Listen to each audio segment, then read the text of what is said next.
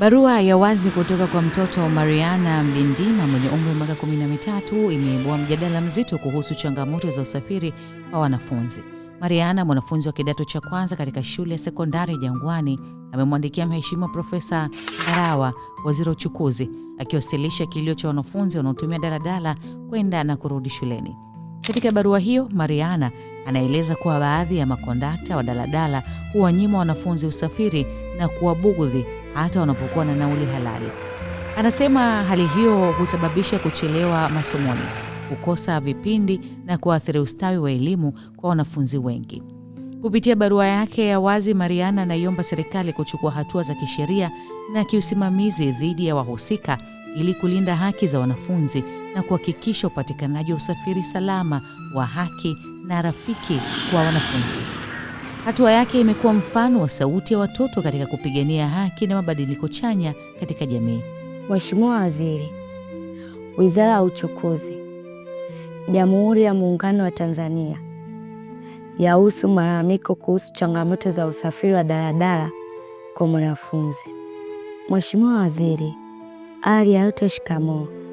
Naitwa Mariana Eric Mlindima, mwanafunzi wa kidato cha kwanza Jangwani Sekondari.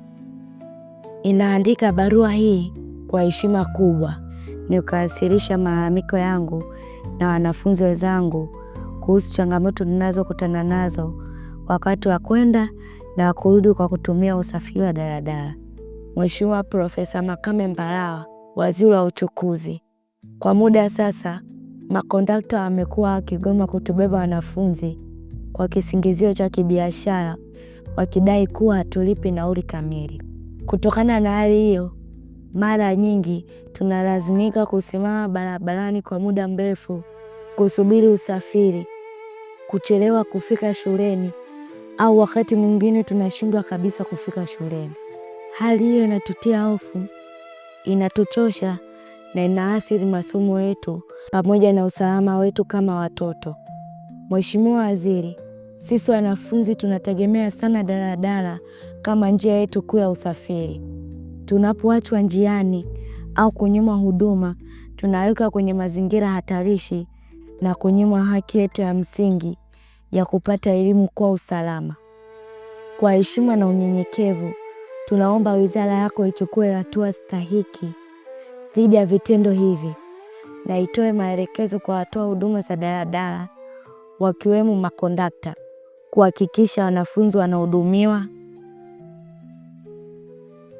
kwa haki, heshima na usalama kama inavyostahili kwa mujibu wa sheria na maadili ya taifa letu. Ninawasilisha barua hii nikiwa chini ya uangalizi wa mzazi wangu, nikiwa na matumaini makubwa kwa sauti ya wanafunzi itasikilizwa na itafanyiwa kazi. Wako mtiifu, Mariana Eric Mlindima.